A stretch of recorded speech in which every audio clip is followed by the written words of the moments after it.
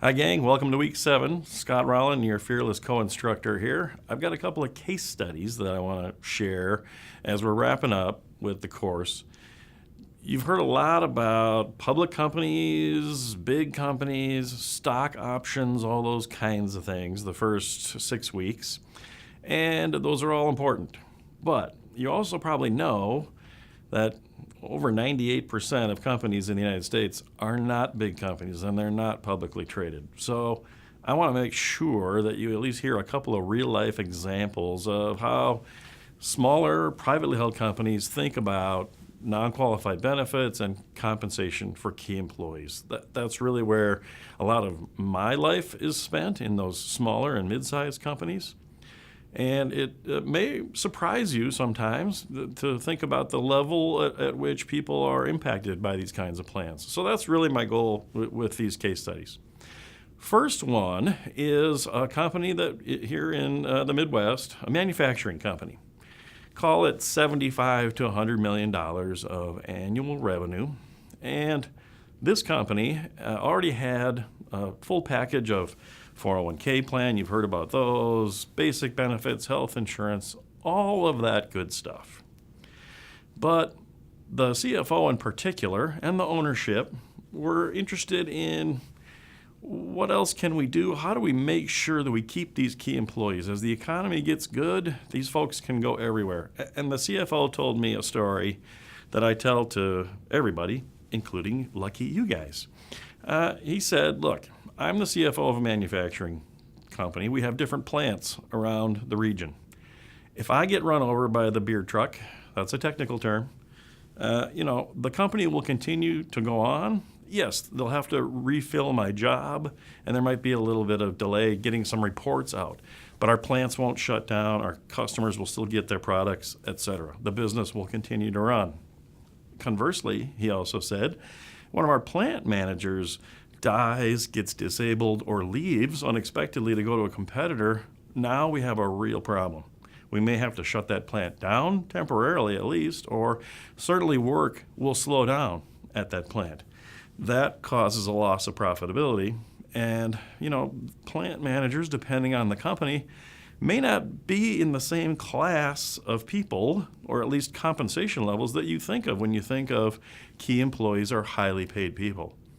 So in this particular case, these folks were making anywhere from $60 to $90 to $100,000.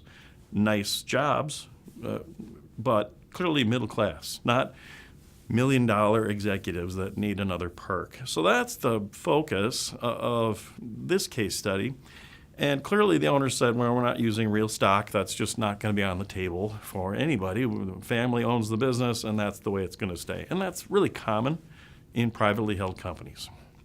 So here's the detail for how we designed a plan and how this company wanted to go at thinking about taking care of these key people.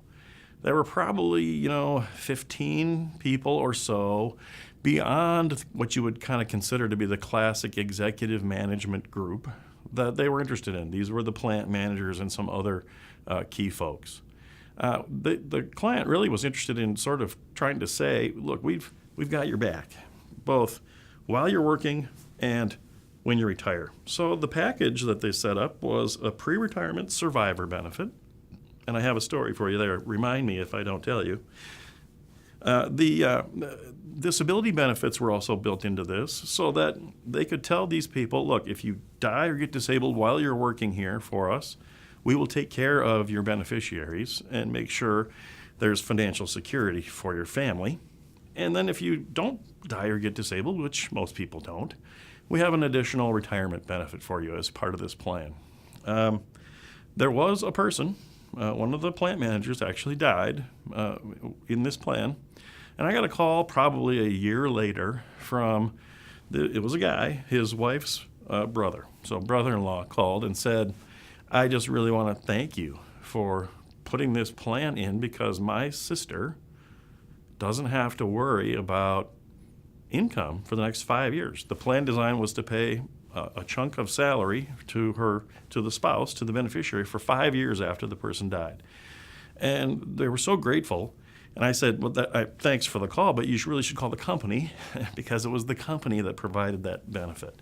And so that's just a real life example of how this kind of stuff touches real people's lives. And it's not somebody living in a $10 million mansion on Lake Minnetonka. It's real people who worry about whether there's going to be a paycheck necessarily next month.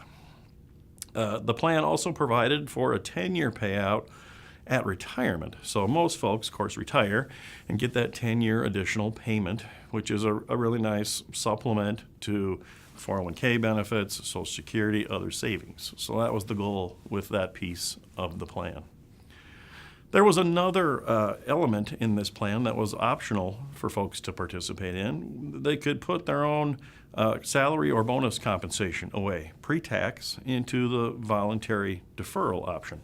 This was offered to not just that group of plant managers and folks, but also to the upper level executive folks. It's a little counterintuitive, but those kind of folks sometimes need a plan like this because 401ks have limits on them. As you know, you've talked about that the first few weeks of the class. Any qualified plan has a limit on what can be provided. With a non-qualified plan like this, we can go beyond those limits. So some of those managers chose to put away additional compensation pre-tax, more than they could in the 401k. So finally, really when you get down to it, this company did something for probably the top 25% of their employees in total, more than clearly just a small handful. And like I said, going down into the ranks of folks making maybe $80,000 a year.